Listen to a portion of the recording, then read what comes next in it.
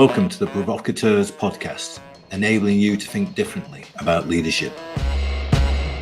Hello and welcome to the Provocateurs podcast. I'm Stuart Craner, co-founder of Thinkers 50.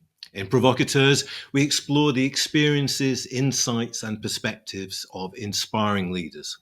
Our aim is to provoke you to think and act differently through conversations with some fantastic people. Provocateurs is a collaboration between Thinkers 50 and Deloitte. So my co-host today is Jeff Tuff. Jeff leads Deloitte's sustainability work globally in the energy and industrial sectors. Jeff is also the author, along with Steve Goldbach, of two best-selling books, Detonate, which came out in 2018, and Provoke, which inspired this podcast series. Jeff, great to see you. And can you please tell us more about today's guest? I'd be happy to, Stuart. Always great to see you. And I always seem to be in the position where I get to do the introduction of our guest, which is fantastic. We have a wide-ranging executive with us today who has, as far as I can tell, a fascinating life story, a fascinating business history. Her name is Katie McGinty, and I'll cover a little bit of her background here, but I'm sure we'll get into much more detail behind the various stories as we get into our conversation. Katie is a distinguished leader in environmental policy and sustainability, currently serving as Vice President and Chief Sustainability and External Relations Officer at Johnson Controls. I think I got that all right. She's got over 25 years of experience in both the public and the private sectors, and she's really been a trailblazer in clean energy and environmental protection in this country. She was the first woman to chair the White House Council on Environmental Quality under President Bill Clinton, and she later served as Pennsylvania's Secretary of Environmental Protection. Katie's career is marked by her innovative approaches to tackling climate change, to promoting smart buildings, which I'm sure we'll hear a lot more about, and driving impactful net zero carbon strategies. So welcome, Katie. Thank you for being on here. It's great to join you. Thanks for having me. And I hope I got all that background right. There's a lot of it. Yes, but now we have to wake up the audience. Come on. Right. Okay.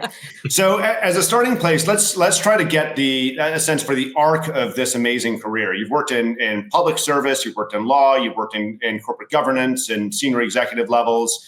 As an undergrad, you studied chemistry, I believe. Is there something that kind of serves as a golden thread through that whole career? When you look back at that massive activity, how do you make sense of it? Well, as I think about my career and the work that I've had the privilege of doing, I often say it wasn't a plan, but it's been a pleasure and a privilege. And there are some through lines. That early encounter with chemistry, coming from a big family and saying, hey, I'm going to college. It was no nonsense. You're studying something where I know you're going to get a good job.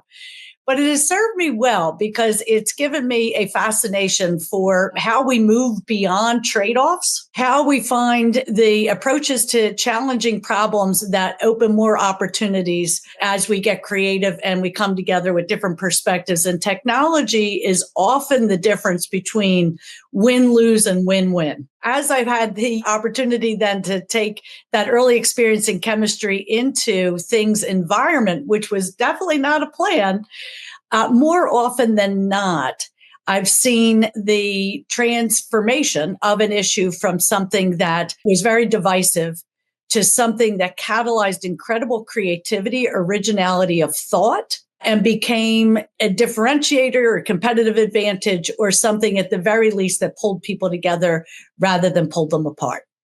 And you're the ninth of 10 children, Katie. You come from a great. Well, we got to that very quickly, Stuart. I think it's so interesting. Katie, it must have occurred to Katie, if you were the first or second, how would it have changed your life and perspective? But I wonder how much did that form your career from those very early experiences? I mean, getting things done in a big family, dealing with I think that's actually. Yeah, that actually is part of how I do see the opportunity every day to take something that's been a problem and be a solver. My dear mother, God rest her soul, if you came up to her with a look on your face like you were going to complain, she'd put up her hand and she'd say to you, tell your troubles to Jesus. And so the expectation was that you were leaning in to solve problems and not to create, yet more to-dos around the house. Now, how does that play out, I guess, through the course of this career? One of the things that I take special fun, I will say, and feel a sense of pride about is trying to break down some myths. The myth being that, hey, if it's good for the environment, it's by definition bad for the bottom line. And so many iterations we've seen of that, I think it still very much limits our thinking and the speed of our action against environmental challenges today.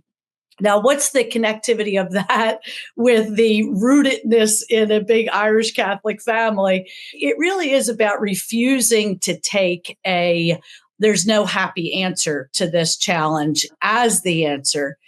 And I guess early on in my career, it became imperative, and then it became a blessing to bring a diverse group of people with different skill sets, to the table. And when you do, you find ways that, again, you catalyze growth, you catalyze opportunity, instead of being just the, hey, you're losing today and the other person's winning. From a sustainability point of view, it's not likely to be lasting in any real or measurable way unless and until a pretty broad array of people can see themselves in a solution and feel a sense of ownership to it. So that then you have troops who are totally bought in when the going gets tough. And every once in a while, the going does get tough. It does indeed. And so we have a fascinating array of topics, I think, to dive into. But as a starting place, where did the environmental focus or the interest in sustainability come in your career? I mean, when I look back at the roles you've had, it looks like it's always been there, but you said it wasn't necessarily the plan. When did it become the plan? No, it really was not the plan. So with this background in chemistry and then in law, it was at a time when the United States was at a position of leadership in inventing some basic and core technologies like semiconductors and like the early days of biotechnology. However, it was also a time when we had moved past a driving interest in making things. And so Peter Drucker, for example, talked about the poor prestige of production. And we had kind of said, maybe that's not where, we as the United States anyway are interested in playing. But coming back to my family, it's 6 brothers and 3 sisters, most of whom went right into the workforce from high school. It was very important to me, the idea that there would be good jobs available where people could put their skills to work and then translate this amazing basic science into commercial products. So I had written a thesis about how to re-onshore that manufacturing, and I won a congressional fellowship, which brings me to the environmental piece not being a plan. I simply looked up who chairs the relevant subcommittee in the United States Senate on technology? And it was one then Senator, Al Gore. And so that hence the environmentalism. That now it all makes sense. But now, please continue. That was the deep dive. That was the dive in the deep end of that pool. And so then having the privilege to serve as his senior environmental legislative assistant before joining President Clinton in the White House and serving as deputy assistant to the president. What surprised me about that, Katie, was that in 1995, I was a bit surprised actually. There was a council on environmental quality. Because indeed, in fact, it weren't talked about then, really. And I was also surprised you were only 30 at the time, and you were carrying that. That must have been a hell of a baptism. Well, Stuart, if we're going to be technical about it, I was actually 29. But the Council on Environmental Quality actually was the foundational organization in things environmental protection in the United States, established in 1969 with the National Environmental Policy Act. So people have become quite familiar with NEPA, and it was the original statute that looked expansively at federal government actions, calling upon federal agencies to stop, look, and listen, stop and assess what the environmental impact of a federal action might be, consider the alternatives, engage the community, and then proceed, only on the basis of that additional consideration and input. And it was on top of that foundation then in 1970 and the early 1970s that we had as we call the media specific environmental laws that came about, the Clean Air Act, the Clean Water Act, the Safe Drinking Water Act, et cetera. So, but NEPA is that foundational statute. And I still think there's incredible wisdom in it. For the flip side of what I just said in terms of those media specific statutes, they are critical. But sometimes we can get very rigid in our thinking if we're only looking at one piece of the puzzle. Well, I'm solving for air quality today. Did I think about the water quality impact? I may or may not have done so. But NEPA almost forces you to put all the puzzle pieces together. And again, it's just my experience when you do that, you create many more options for solving and tackling the challenge than in a more narrow cast approach. So I hear some really important themes from you, Katie. Stuart talked about my day-to-day job is out there doing similar type of work in the energy sector. And I couldn't agree with you more on both your description of really systems being part of the solution here, understanding how an action in one place will have an impact on another.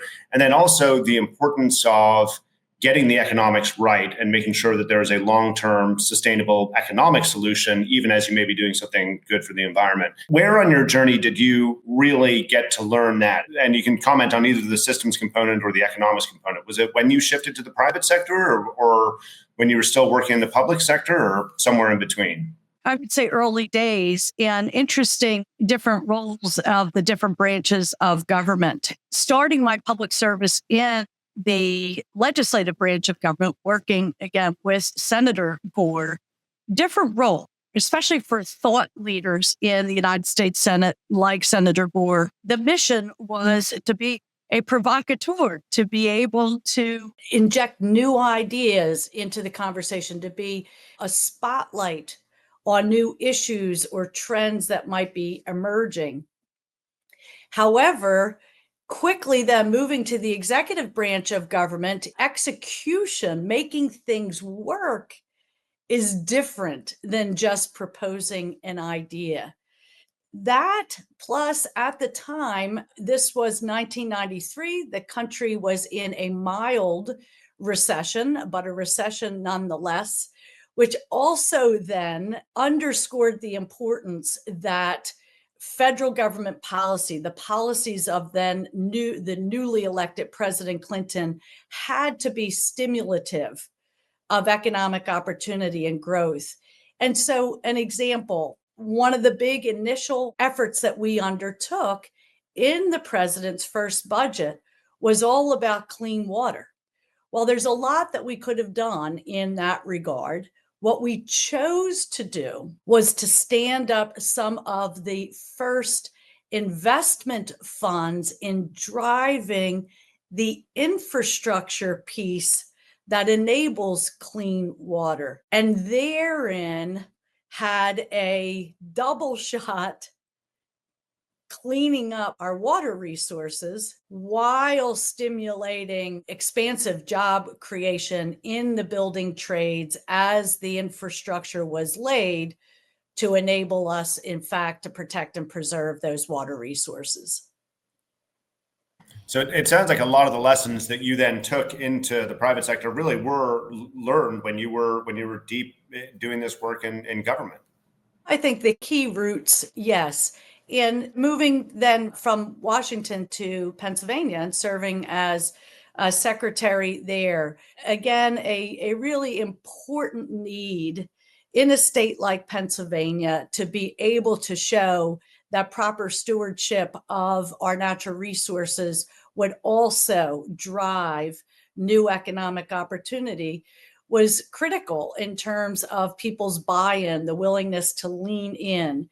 And so, for example, at that time, it was still early days of renewable energy taking off in this country. So 2003, 2004, Pennsylvania has deep rootedness in the energy space, the world's first commercial oil well. Not in the Middle East, not in Texas, but Titusville, Pennsylvania. Some of the early and expansive natural gas development in Pennsylvania. So it felt to me that there was an opportunity to tap in to the pride, the culture, the spirit of the people of Pennsylvania to say, hey, the next generation of things energy is upon us. And what other state should lead, but Pennsylvania? And so our approach to renewable energy was not in the first instance to just mandate it, although the state rallied and we did put a portfolio standard in place in just 2 years of being in office, but it was to attract and recruit some of the biggest renewable energy companies in the world so that Pennsylvanians would build the big wind machinery and solar machinery. And in a couple of years, we became one of the leading states in terms of jobs related to and factories built around the hardware that enables renewable energy to be an actual thing. I also saw in 1999, Katie, you were involved with the Tata Energy Research Initiative in India. That must have offered a very different perspective from what you received previously.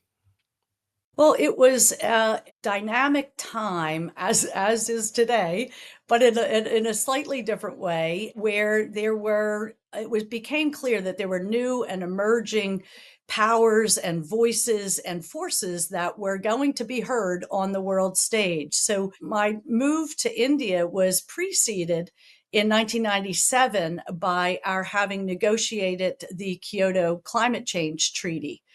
From a decade earlier than that, when I first became involved, I saw the transition from a time in the late 1980s, early 1990s, when global environmental treaties were essentially negotiated between the United States and Europe. And then Russia and Japan would be invited to the table, and they maybe were able to make some modest tweaks to the deal.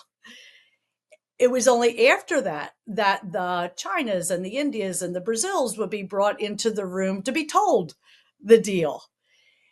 However, by the mid 1990s, we sold in the World Trade Organization negotiations. India, for example, had emerged as a very strong voice in the Doha round of negotiations. And it was clear that the geopolitical scales were tilting and changing in profound ways. So, in the course of the negotiation of the Kyoto Treaty, I, at any rate, had a burning desire to not just fly into countries on Air Force One or come in with diplomatic contingents, but to go and spend some time in a part of the world that clearly was going to be absolutely impactful to the future trajectory of the world in many different dimensions, geopolitically, economically, environmentally. And so I did have the privilege to leave the White House and then go and work at a really renowned institution in India, now called TERI, then called the Tata Energy Research Institute. By the way, the former head of which was the co-Nobel Peace Prize winner with Al Gore for action and leadership around climate, then also leading the IPCC. So it was a privilege to be there. And the idea, again, was to work with government leaders, business leaders, and civil society in India to say, look, the path to faster growth for this incredible country is to be one of the pioneers in putting climate smart energy and technology to work. which clearly you continue to do today. So let's actually fast forward to the present and talk a little bit about the work that you do at Johnson Controls. I'm sure many of our listeners know Johnson Controls and some of the markets you play in, but can you talk just a little bit about the company and the markets you operate in and examples of how scaled and high impact the organization is? Yeah, you bet. So this year actually is the 140th anniversary of Johnson Controls. Originated 1883 with the invention by Warren Johnson of the first electric thermostat for buildings. Some say before Edison invented the light bulb, not that it's a competition.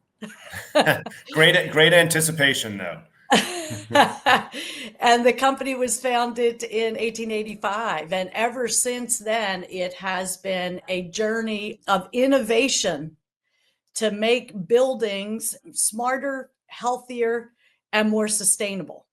And that's the mission we're still on. And if anything, I think we're even just more intensified in that mission to look at one piece of that equation of smart, healthy, and sustainable.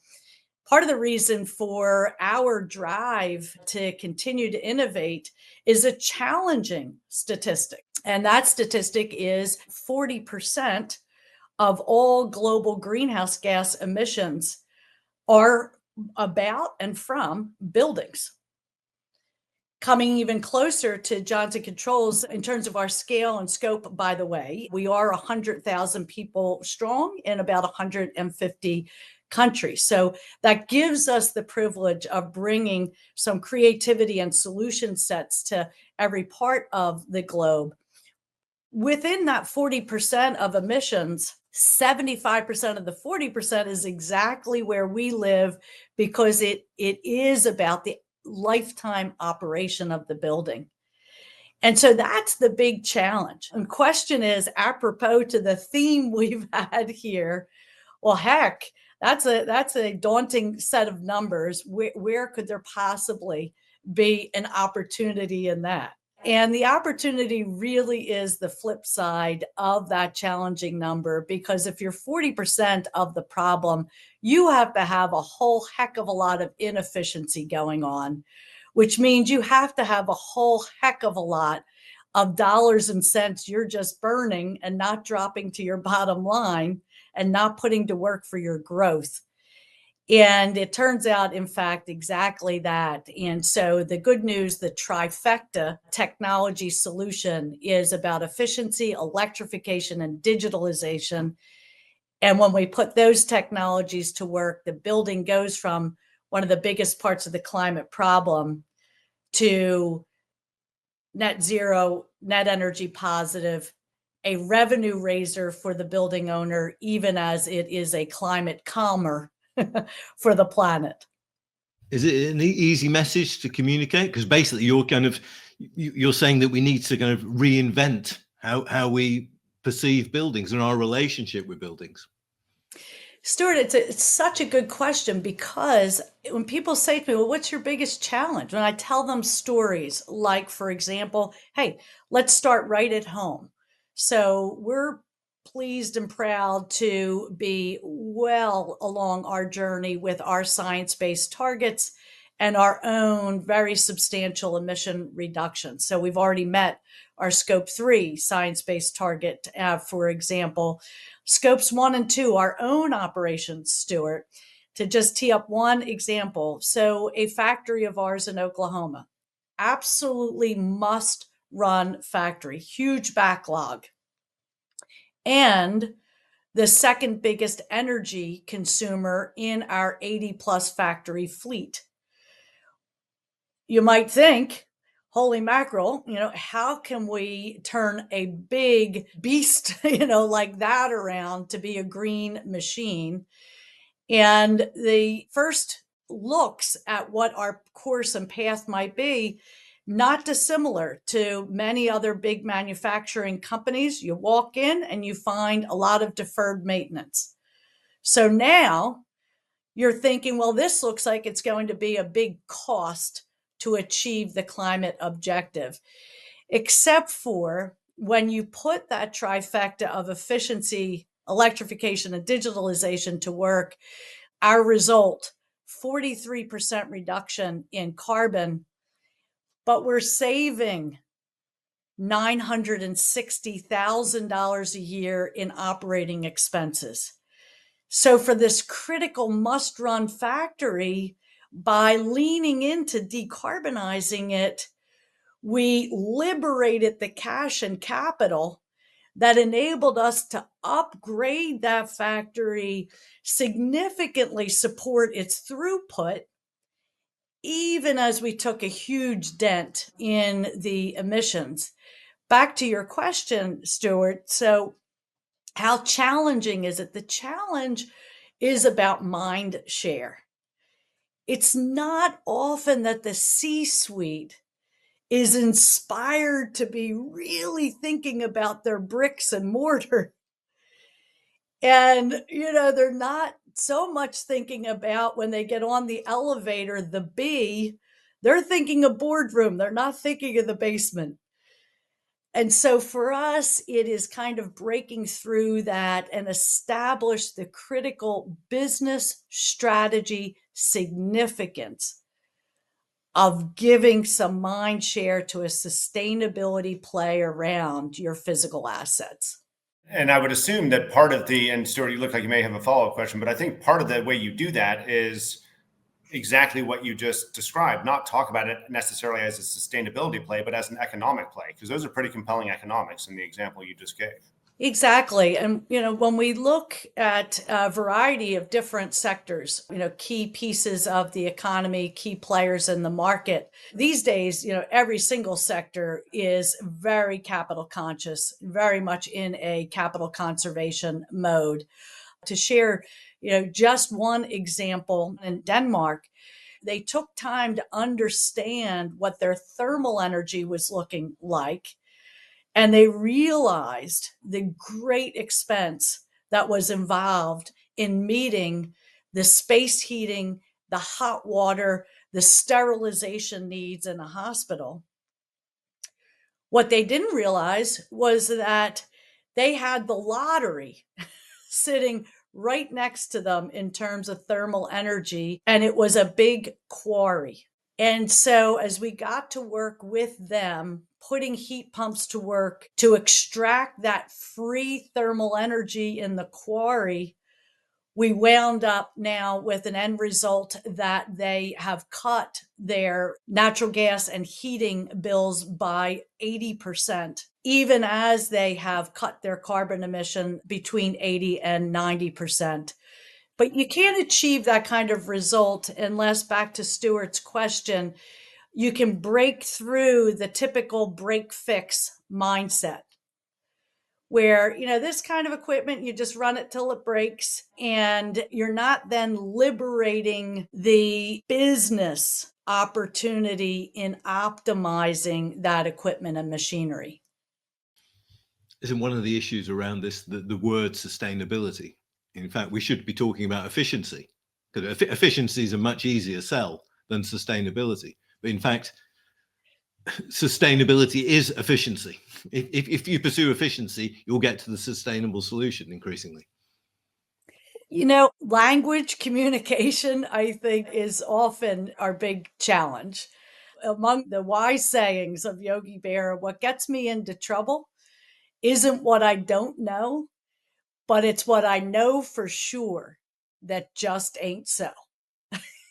And I think, we know for sure that sustainability is nice and it might be the right thing to do, but we don't necessarily think it's business critical, business essential, and smart. So as we think about how you're looking at the opportunity to have impact as Johnson Controls today, Katie, I could imagine there's a lot of the existing infrastructure, existing building base that needs to be somehow be made more efficient, decarbonized, whatever you want to call it. There's also a whole lot of new infrastructure coming online, and especially you made reference before to the importance of digitalization, and I'm sure many of our listeners then go to thinking about AI and all of the power needs that are required by AI, how do you think about the job of Johnson Controls as relates to either making the existing building base more efficient versus building more efficiently into the future? And is there any sort of trade-off there as we try to digitize and think about the power needs that are required for AI? There's huge opportunity in both arenas. As you can imagine, some of this operating equipment, it's built to last. And so it's 30 years old, it's 40 years old, it's 50 years old. And so the opportunity in the installed base, as we call it, to dramatically improve efficiency is just vast. And this is important from a climate point of view because some 70% of the buildings that are standing today in the US, in Europe, for example, are going to be standing in that critical year of 2050. So, what can we do to get to work in those buildings? And it's almost without exception that, again, this trifecta of efficiency, electrification, digitalization can drive home 30-40% reductions in energy use. In new buildings, it's equally the case. Now, taking a page out of the book of renewable portfolio standards, there are some interesting new policies that get referred to sometimes as building performance standards that are driving in the same direction. At every X number of years, let's compare the operation of your building with like buildings. Let's set a baseline and let's achieve a 5% reduction in energy intensity per square foot, in carbon intensity per square foot. So there's some new policy frameworks that are helping to drive that attention and action. Where does a digital platform come in? We had an experience just recently with one of our longstanding customers in Canada, where we had the opportunity in a relatively new build, a building that had the highest level of green certification. It is among the best of the best buildings. And we at Johnson Controls know that because we not only have our operating equipment in the building, but one of the ways we are unique as a company is we don't just sell it and say, call us if anything goes wrong. We are also the install and the service partner, whereas many companies just make the hardware. And so we were operating this building as well, but we put ourselves to the test. We said, we know that this is one of the greenest buildings. It was exceeding any of the performance standards that were required. We believe if we put our digital platform to work, if we put our AI capability to work, this building can still perform better. And almost immediately, even in the best of the best, we achieved an additional 25% improvement efficiency, reduction in operating costs. And you might say, well, my goodness, how can that be? And the reason is, well, among the reasons is the opportunity for what we call continuous commissioning. And so instead of operating against a set point that made sense last year when the switch was flipped, turning the building on, or a set point that made sense 25 years ago when the building was up and running, that digital platform is optimizing every minute of every day against real world conditions.